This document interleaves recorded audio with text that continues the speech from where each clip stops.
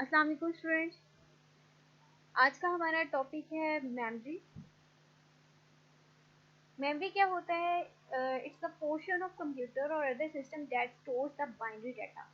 जिसमें binary data जो है वो स्टोर होता है कंप्यूटर का या किसी भी सिस्टम का, वो पोर्शन जिसमें हम डाटा को स्टोर करते हैं वो आपकी मेमोरी कहलाती है।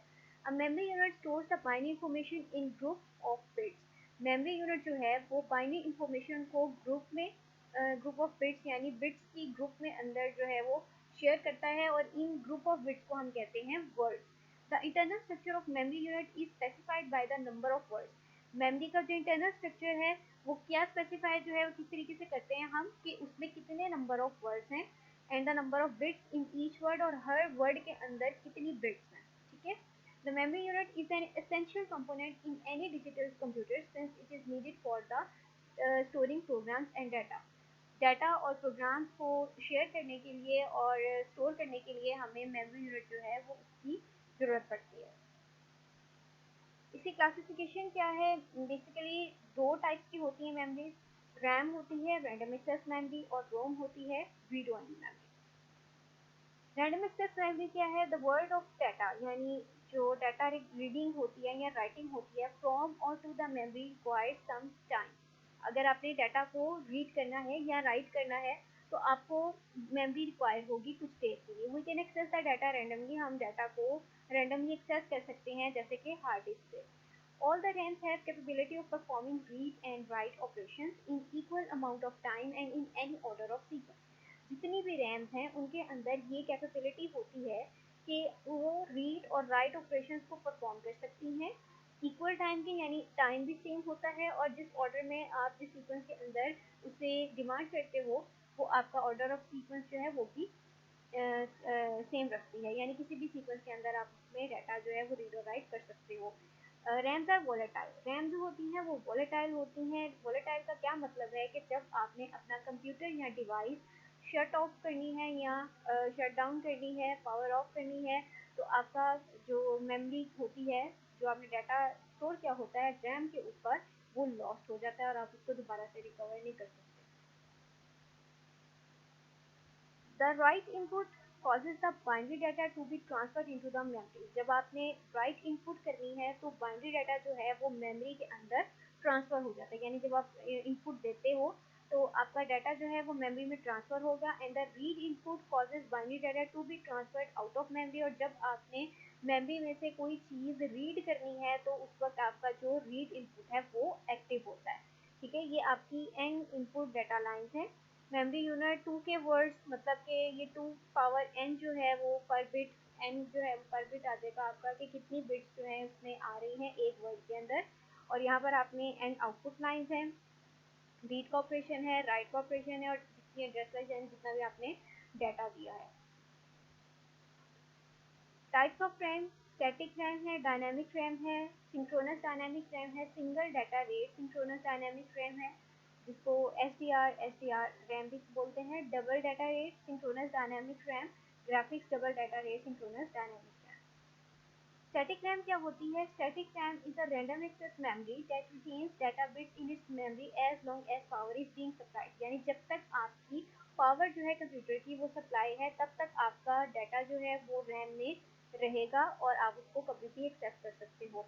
अनलाइक डायनेमिक रैम, यानी जिसको डी रैम बोलते हैं, which stores bits in cells consisting of a capacitor and a transistor, SRAM does not have a to be periodically refreshed। आपने SRAM को जो है आप periodically refresh नहीं कर सकते अपना डाटा जो है उसको अगेन लेने के लिए।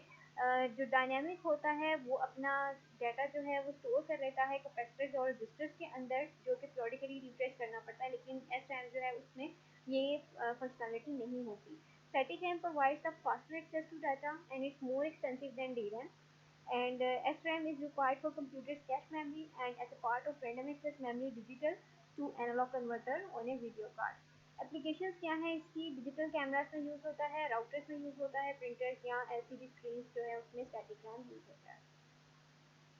डायनामिक रैम कहाँ यूज़ होती है? It's a type of memory that is typically use for data और program code that a computer processor needs to function, यानी आपका कंप्यूटर प्रोसेसर जिसमें उसने जो भी काम करना है आपका वो सारा डाटा जो है, रिकॉर्ड जो है, वो इस मेमोरी के अंदर स्टोर होता है। It's a common type of random access memory used in the personal computers, workstations and servers, and its applications are video game console, networking hardware, उनके अंदर जो है आपकी डायनेमिक रैम यूज होती है।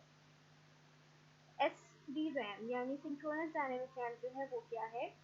It's a generic name for various kinds of dynamic random access memory, यानी S RAM जो है सिंक्रोनस, वो हम जनरली यूज करते हैं different kinds of dynamic RAM के लिए, that they are synchronized with the clock speed that the microprocessor is optimized for।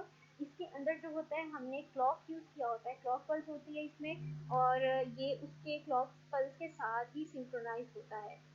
This tends to increase the number of instructions that the processor can perform in a given time। इससे क्या होता है कि आपका processor ने एक given time के अंदर according to the clock rate अपना फंक्शन जो है वो देखना होता है कि वो कितनी नंबर ऑफ इंस्ट्रक्शंस एक टाइम में परफॉर्म कर सकता है।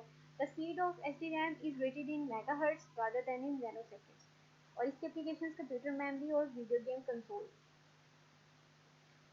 Single data rate synchronous dynamic RAM, SDR, SDRAM, ये क्या होती है? इसमें हमारा जो है very first time this RAM introduce, nowadays this RAM is replace by many other. ये जो है सिंगल डाटा रेट पे आपका synchronous dynamic random access memory जो है वो सिंगल डाटा रेट लेती है एक टाइम में, और इसमें ये पॉपुलर है SDRAM as computer memory, video game consoles के लिए, कंप्यूटर की मेमोरी और वीडियो गेम कंसोल्स में उसमें यूज होती है। ये एक टाइम में सिंगल डाटा जो है उसको सिंक्रोनाइज करती है। डबल डाटा रेट में क्या होता है? DDR stand for double data rate synchronous dynamic random access memory, it is known as DDR1 SDRAM, क्योंकि पहला जो वर्जन था इसलिए। In this the speed of data transfer is twice as compare to traditional SDRAM। Traditional SDRAM में जो इसकी speed होती है वो बहुत डबल होती है, क्योंकि इसीलिए इसको डबल डाटा रेट बोला है। It reads rights 2 words of data पर क्लॉक साइकिल। एक क्लॉक साइकिल में इसमें 2 वर्ड्स ऑफ जो डाटा है उसको रीड या राइट ऑपरेशन परफॉर्म कर सकता है उसके साथ। इसकी एप्लीकेशन भी कंप्यूटर मेमोरी है। DDR2, it stands for double data rate 2 synchronous dynamic random access memory. It is similar to DDR, but it reads or writes 4 words of data per clock cycle, and DDR2 introduces in 2003। अब इसमें क्या है कि आपका जो DDR RAM है वो version 1 जो था, यहाँ पर पीछे अगर हम देखें वर्जन 1 जो था उसमें क्या था कि 2 वर्ड्स ऑफ डाटा, यानी वर्ड्स ऑफ डाटा का मतलब है कि 2 ग्रुप ऑफ बिट्स। तो ग्रुप ऑफ वर्ड्स थे हमारे पास 2 थे, तो 2 वर्ड्स ऑफ डाटा जो हैं उसमें हमारे पास वो एक क्लॉक साइकिल के अंदर आपका डबल डाटा रेट कर रहा था। अगर वो ये 2 की जगह 4 वर्ड्स लेगा तो वो आपका DDR वर्जन 2 है। और अगर वो DDR3 वेरिएंट पे काम कर रहा है तो उसमें क्या होगा, आपकी स्पीड मजीद इंक्रीज हो जाएगी। ठीक है, it against double the speed of reading and writing, as you can say that DDR3 can read और राइट द 8 वर्ड्स, यानी इसमें 8 वर्ड्स हो जाएंगे, पहले 2 थे देन 4 हुए और 3 वाले में आपके पास 8 हो जाएंगे according to bits. And it also performance speed of the RAM are improved, और इससे आपकी जो रैम की स्पीड है वो भी इम्प्रूव हो जाएगी। DDR4 जो है ये क्या करता है? It stands for double data rate for synchronous dynamic random access memory. It introduces in the other half of 2014, 2014 में ये आया था। DDR4 provides improved performance and speed as compared to different versions of SDRAM। और DDR5 जो है ये higher version है DDR4 से, ये अभी भी अंडर डेवलपमेंट है, and it will reduce the consumption of power. इसमें पावर कंजप्शन जो है आपकी कम होगी, and it will double the bandwidth and capacity, और ये कैपेसिटी और बैंडविड्थ को इंक्रीज कर देगा। जब ये सारी चीज़ें इंक्रीज हो जाएंगी तो ऑटोमेटिकली आपकी रैम की परफॉर्मेंस जो है वो भी इफेक्टिवली बहुत बेहतर होगी। Specification of DDR5C SDRAM labeled in 2016, but its production is still pending and it will take time। यानी ये DDR5 जो है ये अभी भी अंडर प्रोडक्शन है। ये रैम की कुछ जो है फीचर्स मैंने ऐड की हैं, जैसे SDR रैम ये है, ये सिंपल बाकी रैम है। रीड ओनली मेमोरी क्या होती है? The information stored in some medium is not immediately accessible by it as available at certain intervals of time. यानी इंफॉर्मेशन जो है आपको अक्सर सडनली या रेंडमली नहीं चाहिए होती। आपने डाटा जो है उसको स्टोर करना होता है ताकि आप बाद में उसको एक्सेस कर सको। यानी एक्सेस टाइम जो होता है आपका वेरिएबल हो सकता है, आप किसी भी वक्त उसको एक्सेस कर सकते हो। तो ये जो है इसको हम रीड ओनली मेमोरी बोलते हैं। इसकी एग्जांपल है magnetic tape. Data bits of different addresses stored at ROM and it all bits remain stored in the memory even after a power interruption और पावर स्विच ऑफ। आपका power switch off भी है या आपका data जो है वो save है रोम के ऊपर और आपने कंप्यूटर को बंद भी कर दिया है तो आपका डाटा लॉस नहीं होगा। इसका मतलब है ये नॉन वोलेटाइल है। तो नॉन वोलेटाइल का मतलब है आपका नॉन वोलेटाइल मेमोरी की टाइप है रोम और वोलेटाइल मेमोरी की टाइप है RAM. ROM is used for storing programs that are permanently resident in the computer and for table of constants that do not change in the value once the production of computer is completed। यानी ROM का जो data जो आपने ROM के अंदर store कराया है उसमें परमानेंटली स्टोर होना है और जब तक आपने उसको खुद डिलीट नहीं करना वो डाटा डिलीट नहीं होगा। ठीक है, इसकी टाइप्स क्या हैं?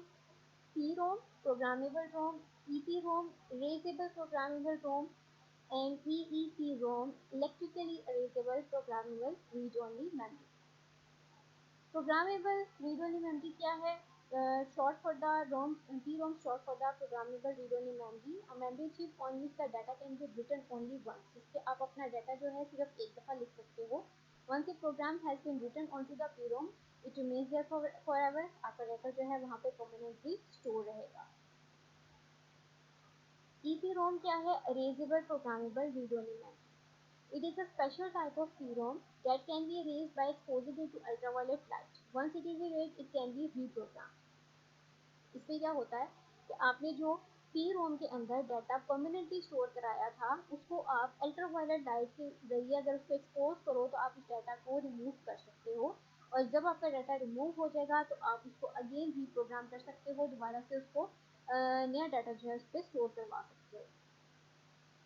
इलेक्ट्रिकली अरेजेबल क्या होगा? EEPROM is similar to PROM but requires only electricity to be erased। यानी आपने अपना डाटा अरेज करना है तो आपको इसमें इलेक्ट्रिसिटी रिक्वायर होगी। ठीक है, इसीलिए इसको electricity erasable programmable read only memory कहते हैं। It is user modified read only memory that can be erased and reprogrammed written to repeatedly through the application of higher than normal electrical voltage। यानी ये जो है user अपनी need के मुताबिक या अपनी ज़रूरत के मुताबिक मेमोरी को जो है उसका डाटा जब चाहे वो इलेक्ट्रिसिटी के ज़रिए से उसको रिमूव कर सकता है और दोबारा से उसके अंदर जो है वो डाटा को राइट कर सकता है अपनी किसी भी एप्लीकेशन की वर्किंग के लिए। Unlike EPROM chips, EEPROMs do not need to be removed from the computer to be modified। ठीक है, आपको जो EROM की चिप्स होती हैं EPROM की उनको आपको कंप्यूटर से निकालना पड़ता है, फिर उस पर आप अल्ट्रावायलेट रेज जो है अप्लाई करते हो, जबकि इलेक्ट्रिकली इरेजेबल जो होती हैं उनमें आपको कंप्यूटर चिप्स में से निकाल के मॉडिफाई नहीं करना पड़ता।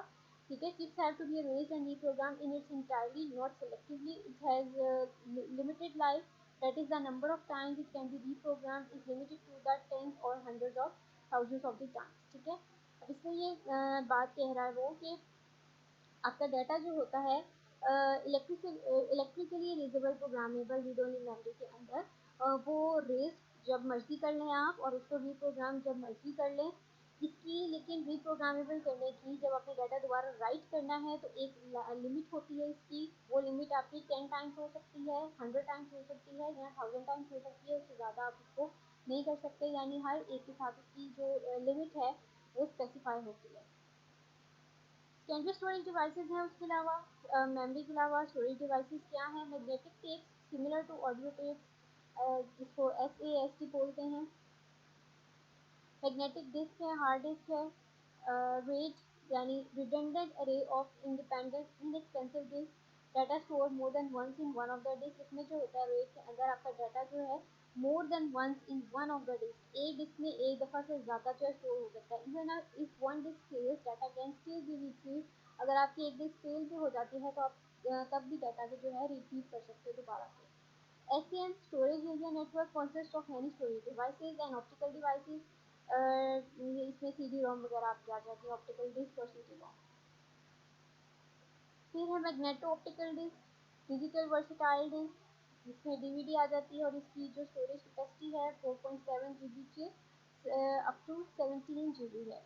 ब्लू रे डिस्क है 50 GB से 200 GB तक इनकी स्टोरेज कैपेसिटी होती है। मेमोरी कार्ड्स होते हैं। इसके अलावा रिमूवेबल डिस्क कार्टिलेजेस हैं, वो क्या हैं आपके पोर्टेबल डिवाइसेस जैसे कि यूएसबी वगैरह है या जिप ड्राइवर्स हैं, ये आपके सारे सेकेंडरी स्टोरेज डिवाइसेस।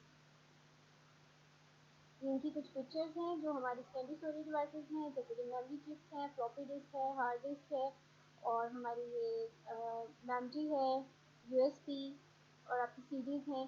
तो ये सारी सेकेंडरी स्टोरेज डिवाइसेस हैं। उसके बाद है cache memory. The cache memory also known as CPU memory is the fast operating static RAM that can be more easily accessed by the processing unit as compared to the regular RAM। आप regular RAM की बजाय cache memory को जो है वो क्योंकि ये fastest होती है, आप इजीली जो है प्रोसेसिंग यूनिट सीपीयू के थ्रू इसको एक्सेस कर सकते हो। Since it is design using the S RAM, क्योंकि ये स्टैटिक रैम के ऊपर इसकी डिज़ाइन होता है इसका, इसीलिए ये ज़्यादा एक्सपेंसिव होती है। It is also faster than other memory, दूसरी मेमोरी टाइप से ये फास्टर होती है।